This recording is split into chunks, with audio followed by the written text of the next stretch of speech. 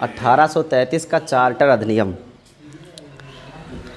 देखिए शुरुआत कैसे हुई है। हेलो, शुरुआत कैसे हुई भारत में, अंग्रेज कैसे आए व्यापार करने। शुरुआत यहीं से होती है। व्यापार करने आए और व्यापार 100 साल तक किए भी। उसके बाद धीरे धीरे यहाँ पर लोकली इंटरवीन करना शुरू करते हैं। राजा के अधिकार क्षेत्र में हस्तक्षेप करते हैं, नवाबों के अधिकार क्षेत्र में हस्तक्षेप करते हैं और बड़ी अच्छी रणनीति के साथ हस्तक्षेप करते थे। आगे चल के बहुत सारे अंग्रेज थे जिन्होंने ऐसा किया कि एक राजा का समर्थन करते, दूसरे के खिलाफ युद्ध कर लेते, दूसरे को हराते, पहले वाले को भी धोखा दे देते, फिर तीसरे वाले को हराते। इस तरीके से करते करते यहाँ के लोगों में अपनी लोकल पैठ और एक बड़ी सेना बना लिए। उसके आधार पर वो प्रशासन भी संभालना शुरू कर दिए, राजस्व भी ले लिए। सब कुछ होता गया। धीरे धीरे ईस्ट इंडिया कंपनी यहाँ पे राजनीतिक और प्रशासनिक और साथ साथ व्यापारिक तीनों कार्यों में अपने आप को लिप्त कर ली। इसके विरोध में कई संगठन भी थे, यहाँ भारत में भी थे और वहाँ ब्रिटेन में भी थे, जिसके कारण ब्रिटेन के प्रशासन द्वारा ईस्ट इंडिया कंपनी की शक्तियों को धीरे धीरे सीमित करने का प्रयास किया गया। उसके तत्वाधान में पहला 1773 का रेगुलेटिंग एक्ट आया। भारत में केंद्रीय शासन व्यवस्था आरंभ की गई और कंपनी के राजनीतिक और व्यापारिक दोनों शक्तियों को मान्यता दे दी गई। बाद में आया पिट्स इंडिया एक्ट 1784, जिसमें दोहरी शासन व्यवस्था का आरंभ किया और एक अलग से निदेशक मंडल बना दिया गया, जिसमें केवल और केवल व्यापार को ही डील करने वाले लोग रहेंगे। और एक बनाया गया आपका नियंत्रण बोर्ड, जिसके अंतर्गत राजनीतिक कार्य जितने भी भारत में हो रहे हैं वो सब नियंत्रित करेगा, जैसे नागरिक, सैन्य, राजनीतिक, राजस्व, सब चला गया नियंत्रण बोर्ड के पास। इसके अंतर्गत हम ये कह सकते हैं कि पहली बार ऐसा हुआ कि भारत का एक भूभाग अंग्रेज़ों के अधीन हो गया, पूरा क्षेत्र ही कब्जा कर लिया। अब जब एक पूरा कार्य क्षेत्र उनके हाथ में आ जाएगा, राजनीतिक और प्रशासनिक व्यवस्था, तो उसको चलाने के लिए नियम कानून भी बनाए जाएंगे। उन्हीं नियमों कानूनों को हमें अवलोकन करना है और उसी में से आप देखेंगे ऐसे आते आते एक ऐसा समय आएगा कि बहुत सारे एक्ट में से हमारे संविधान में भी वही बातें चली आई हैं। जैसे यहाँ पे देखिए, हमारे यहाँ लोकसभा है, राज्यसभा है, गठन हुआ है ना। तो ये लोकसभा राज्यसभा जैसी धारणा कहाँ से विकसित हुई? यहाँ से।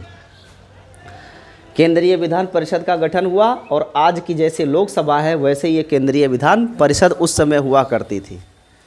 तो वही व्यवस्थाएं आज आगे चल के और शुद्ध रूप में हमें मिलेंगी, जिसे हम संविधान सीखेंगे। तो हम यही पढ़ रहे हैं कि संविधान ऐतिहासिक पृष्ठभूमि में कैसे कैसे डिजाइन हुआ और आज जो फॉर्मेट संविधान का है वो कैसे प्रारंभ होता है।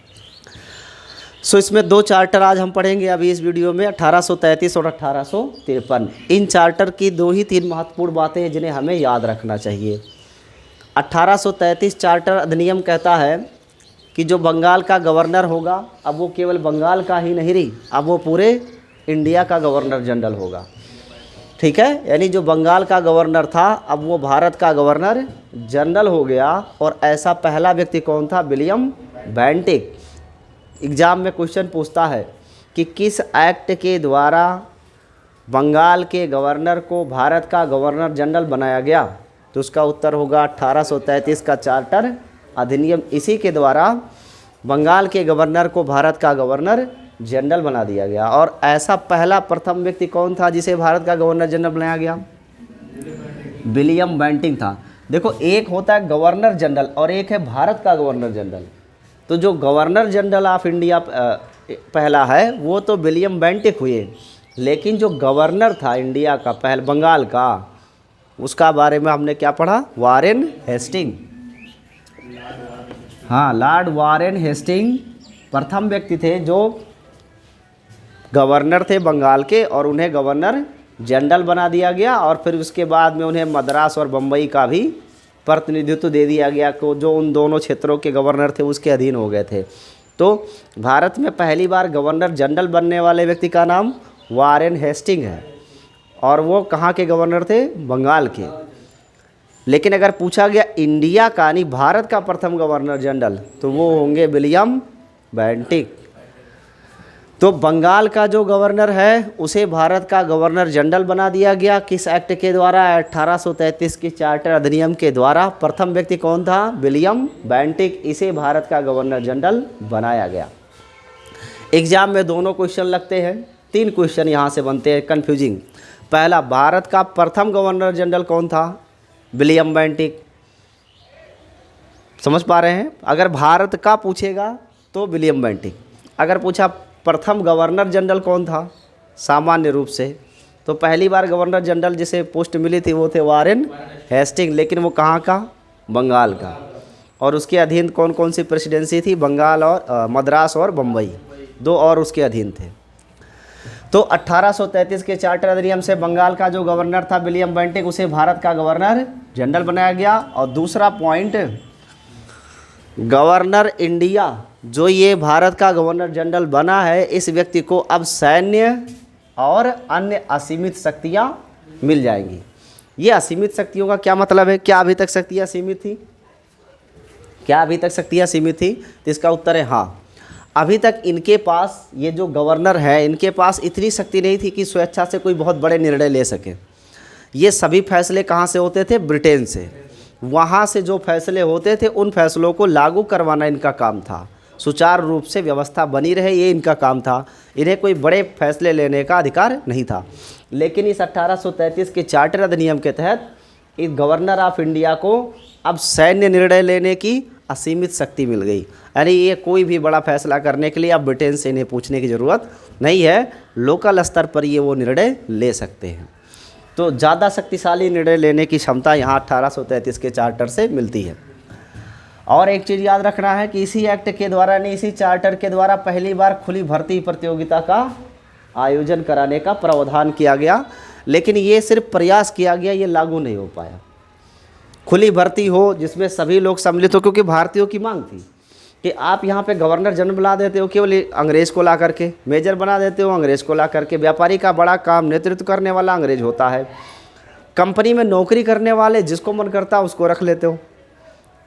अंग्रेज़ों को मेन प्रॉब्लम किससे थी? लैंग्वेज से। उन्हें अंग्रेजी बोलने वाले चाहिए थे, क्योंकि जो उनको समझा सके और उनकी भाषा समझ सके। तो जो अंग्रेजी पढ़ा लिखा होता था अंग्रेजी मीडियम स्कूल में, उसको नौकरी मिल जाती थी। इसलिए लोग अंग्रेजी मीडियम में खूब दबा के पढ़ते थे। पहले सब लोग अंग्रेजी मीडियम स्कूल में पढ़ते थे। संस्कृत स्कूलों की पूरी पाठशाला की व्यवस्था एकदम ख़त्म हो गई, क्योंकि सबको नौकरी करना है, अर्थव्यवस्था घर की चलानी है ना, तो जॉब करना होगा। जॉब करने के लिए आपको ईस्ट इंडिया कंपनी जॉब दे रही है, उसके लिए शर्त है आपको अंग्रेजी आनी चाहिए। समझ रहे हैं? तो ज़्यादातर लोग कॉन्वेंट स्कूलों में पढ़ना शुरू करते और नौकरी जाके कंपनी में करते। लेकिन उसमें भी अंग्रेज़ों को ज़्यादा प्रेफरेंस मिलता था, भारतीयों को कम मिलता था। तो उसका विरोध हुआ और उस विरोध का समाधान निकालने के लिए ये व्यवस्था किया गया कि अब अगर कोई कंपनी में पोस्ट निकलता है, चाहे वो प्रशासनिक हो चाहे वो व्यापारिक, समझ रहे हैं ना, जैसे नियंत्रण बोर्ड में प्रशासनिक कार्य, राजनीतिक कार्य है, तो वहाँ पर जैसे आज डीएम, एसडीएम, पुलिस दरोगा होते हैं, ऐसे तब भी तो होते थे। तो वो जो पोस्ट वैकेंसी वाले निकलते थे, पहले वो अंग्रेज अपने मर्जी से भर्ती करते थे, किसी की सिफारिश से कर दिए। पहली बार ऐसा व्यवस्था किया गया कि इसमें सबको समान अवसर मिले, चाहे वो अंग्रेज हो चाहे वो भारतीय हो। एक वैकेंसी आएगी, उसके सभी लोग फार्म भरेंगे, उसके बाद एक परीक्षा का आयोजन होगा। उस परीक्षा में जो बेस्ट आएगा उसे जॉब दिया जाएगा। समझ रहे हैं? यानी ऐसा नहीं कि ब्रिटेन वाला कोई आदमी है तो वो आके नौकरी ले लेगा बिना कंपटीशन के, नहीं। भारतीय और ब्रिटिशर्स दोनों ही एक साथ कंपटीशन में बैठेंगे, जो उसमें सेलेक्ट होगा उसको नौकरी मिलेगी। इसे कहते हैं खुली भर्ती। तो खुली भर्ती का प्रावधान पहली बार 1833 के चार्टर अधिनियम में रखा गया, लेकिन ये सिर्फ प्रयास किया गया, लागू नहीं हो पाया। लागू कब हुआ? लॉर्ड मैकाले के समय में 1854 में। एग्जाम में कई बार क्वेश्चन पूछता है कि किस समिति के सिफारिश के आधार पर खुली भर्ती पहली बार आयोजित की गई? वो है लॉर्ड मैकाले समिति के साथ ही 1854 में खुली भर्ती का आयोजन किया गया। लेकिन व्यवस्था की गई थी 1833 के चार्टर में ही। लागू कब किया गया? 1854 में। और कौन से उस समय समिति के अध्यक्ष थे? Lord Macaulay.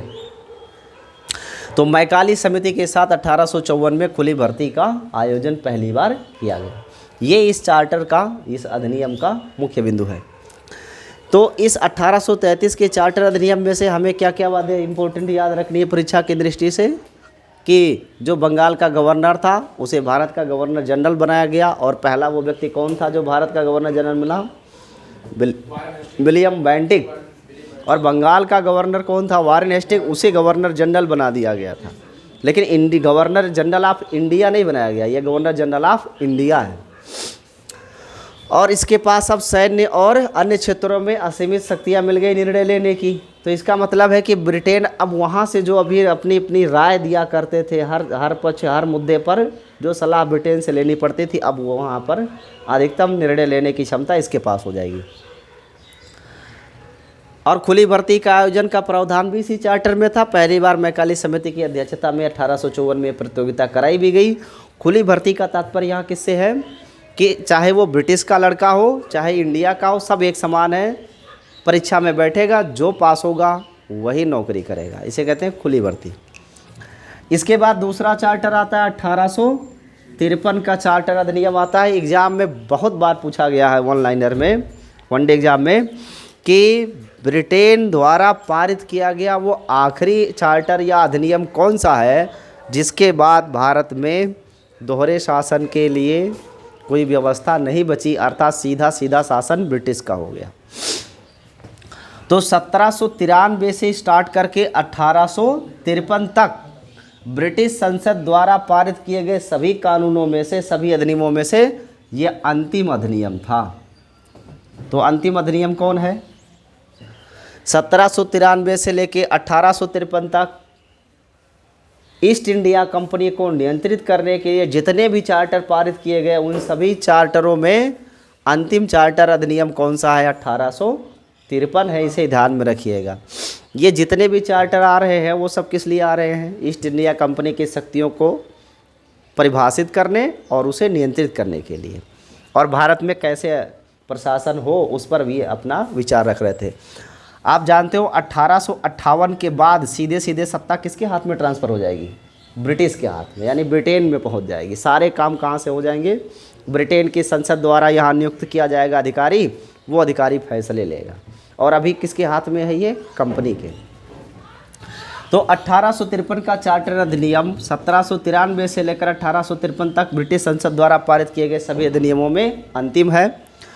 और इस अधिनियम के तहत व्यवस्था किया गया किसका? केंद्रीय विधान परिषद का गठन। एग्जाम में पूछ सकता है कि केंद्रीय विधान परिषद का गठन किस चार्टर अधिनियम के द्वारा हुआ? तो वो है 1853 का चार्टर अधिनियम। 1853 के द्वारा ही पहली बार केंद्रीय विधान परिषद का गठन हुआ।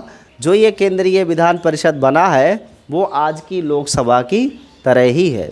तो हम लोग यही पढ़ रहे हैं कि संविधान का निर्माण कैसे हुआ, उसकी ऐतिहासिक पृष्ठभूमि। तो ये जो आप व्यवस्थाएं देख रहे हो ना, यही व्यवस्थाएं चल के एक नया स्वरूप आगे ले लेंगी। जैसे यहाँ केंद्रीय विधान परिषद 1853 के चार्टर में बनाया गया, वही केंद्रीय विधान परिषद आज बिल्कुल लोकसभा की तरह ही था और लोकसभा की तरह ही कार्य करता था। लेकिन यहाँ वेटेज किसको था? अंग्रेज़ को, भारतीयों को नहीं। सिविल सर्विसेज की शुरुआत की गई किस चार्टर के द्वारा? 1853 के द्वारा। नेक्स्ट, केंद्रीय विधान परिषद में स्थानीय प्रतिनिधित्व को क्या किया गया? प्रारंभ किया गया। भाई लोकसभा होगी तो लोकसभा में निर्णय लिए जाएंगे, कानून बनाए जाएंगे, नियम बनाए जाएंगे। वो कानून और नियम वहाँ के लोगों के लिए ही तो होंगे। तो अगर लोकल एरिया पे जहाँ आपको प्रशासन करना है वहाँ के लोग ही प्रशासनिक व्यवस्था में सम्मिलित नहीं होंगे तो क्या आप सुचारू रूप से प्रशासनिक व्यवस्था चला पाएंगे? नहीं। इसीलिए ये सभी व्यवस्थाएं की जा रही हैं। ये जो केंद्रीय विधान परिषद का गठन किया गया, अब समझ लो आज का लोकसभा जैसे है, वहाँ पर लोग भी तो होने चाहिए लोकल। तो इसमें क्या किया गया? स्थानीय प्रतिनिधित्व को प्रारंभ किया गया और 6 लोगों को अनुमति मिली। यानी स्थानीय लेवल पर लोकल जो बड़े बड़े लीडर्स थे या कोई बुद्धिजीवी था उसे इस केंद्रीय विधान परिषद में सम्मिलित कर लिया जाता था। तो पहली बार स्थानीय प्रतिनिधित्व कब प्रदान किया गया? स्थानीय प्रतिनिधित्व पहली बार 1853 के चार्टर अधिनियम के द्वारा ही प्रदान किया गया। ये बात आपको याद रखनी चाहिए। पहली बार सिविल सर्विसेज किस चार्टर से शुरू की गई? 1853 के ही चार्टर द्वारा शुरू किया गया। केंद्रीय विधान परिषद का गठन कब हुआ? 1853 के चार्टर द्वारा। और केंद्रीय शासन व्यवस्था किस एक्ट के द्वारा शुरू की गई थी? पिट्स इंडिया एक्ट के द्वारा। तो ये है आपका 1853 का चार्टर, जिसके अनुसार बंगाल का गवर्नर अब भारत का गवर्नर बन जाएगा और उसका नाम विलियम बेंटिक होगा। और इस गवर्नर ऑफ इंडिया के पास सैनिक रूप से यानी सैन्य स्तर पर और अन्य स्तर पर फैसले लेने की अब और अधिक शक्तियाँ मिल जाएंगी। अब इसे बार बार ब्रिटेन की संसद के ही व्यवस्थाओं को फॉलो करने की कोई बहुत अति आवश्यकता नहीं रहेगी। जो शक्तियाँ हैं, कुछ क्षेत्र है उसमें ये खुद भी निर्णय ले पाएगा। पहली बार खुली भर्ती का प्रावधान भी किया गया, लेकिन ये लागू नहीं हो पाया। लागू कब हुआ? 1854 में मैकाले समिति के साथ होता है। उसके बाद नेक्स्ट आता 1853 का चार्टर, और ये 1793 से लेकर 1853 तक के बीच में ब्रिटिश संसद द्वारा पारित किए गए सभी अधिनियमों में से अंतिम अधिनियम है। इसके बाद 1858 में ब्रिटेन की संसद स्वतः ही टेक ओवर कर लेगी भारतीय शासन व्यवस्था को। अभी किसके थ्रू कर रही है? कंपनी के थ्रू। 1858 में सीधा किसके हाथ में चला जाएगा? ये ब्रिटेन की संसद के हाथ में चला जाएगा। सब कुछ कार्य कौन संभालेगा? ब्रिटेन की संसद। तो ये रहा आपका 2 चार्टर, इसे आप नोट कर लीजिए। इसके आगे नेक्स्ट वीडियो में देखते हैं।